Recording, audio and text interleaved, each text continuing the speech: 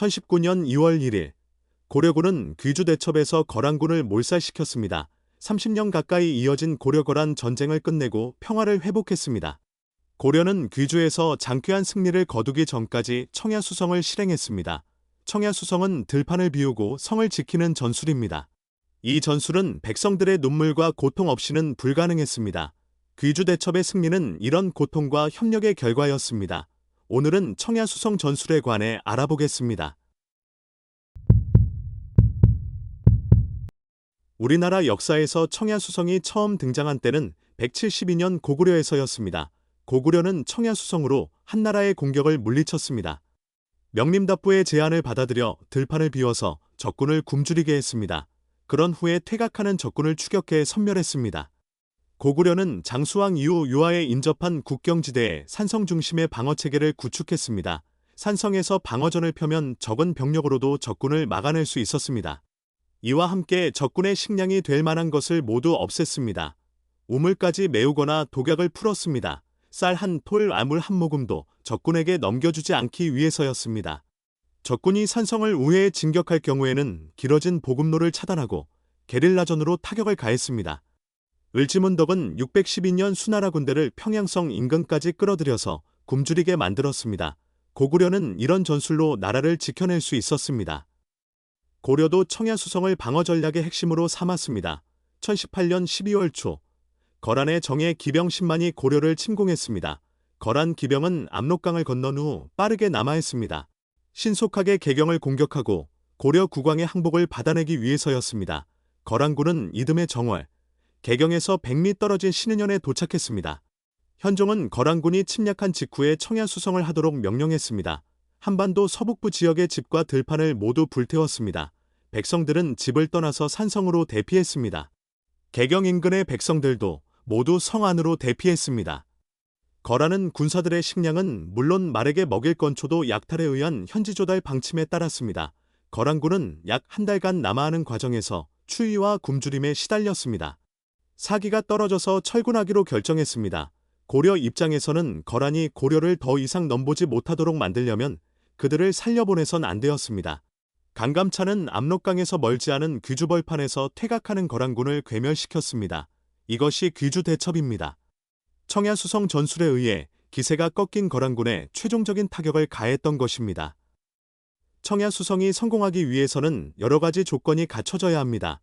먼저 튼튼한 산성을 구축해야 합니다. 산성은 청야수성을 실행하면서 적과 맞서 싸우는 요새였습니다. 고려는 청천강 이북의 흥화진, 통주, 귀주, 곽주 등에 산성을 쌓았습니다. 산성에는 많은 사람이 오래 머무를 수 있어야 합니다. 그래서 거주지나 창고 등 각종 시설물을 설치할 수 있는 공간이 확보되고 물도 쉽게 구할 수 있어야 했습니다.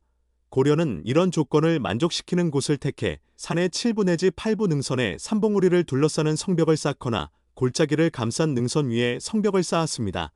험준한 산등성이를 따라 높이 3 내지 5m, 폭 2 내지 4m의 성벽을 쌓았습니다. 성벽에는 전투시설을 마련했습니다. 적의 공격에 가장 취약한 성문을 보호하기 위한 시설을 갖추었습니다. 성문 바깥으로 반원형으로 둘러싼 성벽을 이중으로 둘러쳤습니다. 이를 옹성이라고 합니다. 성에 접근하는 적을 측면에서 공격하기 위해 성벽 일부를 밖으로 돌출시킨 시설도 만들었습니다. 이를 치라고 합니다.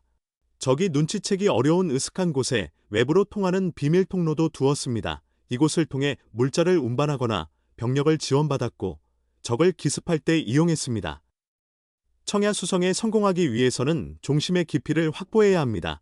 적군이 고려의 핵심부에 도달하기까지 걸리는 시간적 거리를 최대한 확장시켜야 한다는 뜻입니다. 이를 통해 적군의 공격 에너지를 단계적으로 소진시킬 수 있습니다. 보급을 차단하고 게릴라 전술로 적군을 타격해 피로도를 누적시키는 것입니다. 그런데 압록강을 건너서 개경에 이르기까지 지리적으로 거리가 멀지 않습니다. 직선거리는 160 내지 170km 정도이고 지형을 고려한 실질적인 이동거리는 240 내지 280km 정도입니다. 거란 기병이 하루에 40km로 이동한다고 가정하면 압록강을 건넌 지 6일 내지 8일 만에 개경 성문 앞에 도달할 수 있습니다. 고려는 이 이동거리를 시간적으로 확장하기 위한 방법을 찾아야 했습니다. 거란군의 피로도를 누적시키려면 이동거리를 한 달 이상으로 확장해서 시간을 벌어야 했습니다. 고려가 청천강 이북의 산성들을 촘촘히 쌓았던 이유도 여기에 있습니다. 고려는 한반도 서북부의 험준한 지형을 이용해 공간을 시간으로 치환하는 방법을 선택했습니다. 주요 간선 도로를 지나는 길목마다 산성을 배치했습니다. 거란군은 산성 하나를 점령하더라도 다음 골짜기나 능선에서 또 다른 산성과 마주쳤습니다. 연쇄적 산성 배치는 평면적인 전선을 입체적인 방어망으로 바꾸어 놓았습니다. 그래서 국경에서 수도 개경에 이르는 길 전체를 거대한 지연작전 구역으로 만들었습니다. 1018년 12월 거란군은 산성을 우회해서 남하했습니다. 그러나 개경 인근까지 도착하는데 약 한 달이 걸렸습니다. 산성 방어망을 우회해서 내륙길을 선택하는 바람에 시간이 많이 걸렸던 것입니다. 그런 결과로 개경 함락에 실패하고 피로도가 누적된 채로 퇴각할 수밖에 없었습니다. 청야수성은 쉽게 실행할 수 있는 전술이 아니었습니다. 국가의 생존을 위해 백성들에게 눈물과 고통을 요구해야 하기 때문이었습니다. 적의 심장을 치기 위해 자신의 팔 하나를 내주는 극단적인 전술이었습니다. 적이 약탈할 식량과 물자를 없애는 것을 목표로 삼지만 먼저 파괴되는 것은 백성들의 삶이었습니다. 전쟁이라는 거대 서사 속에서 백성들의 삶은 보급차단이라는 군사적 목적의 도구가 되었습니다. 국가는 백성들의 안전과 생명을 보호하는 울타리입니다. 하지만 국가 안보를 수호하는 과정에서 백성들의 삶이 짓밟히기도 했습니다. 지휘부는 지도 위에 선을 그어서 초토화 구역을 정했습니다. 하지만 이러한 결정은 백성들에게 평생을 일궈온 삶의 물리적 증거들을 제 손으로 지워야 하는 고통을 강요했습니다.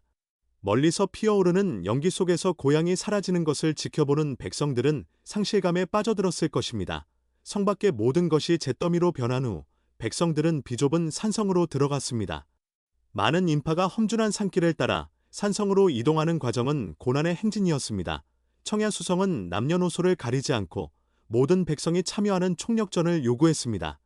백성들이 깊은 상실감을 느끼면서도 총력전에 협력했기 때문에 귀주대첩의 승리가 가능했다는 사실을 잊지 말아야 합니다.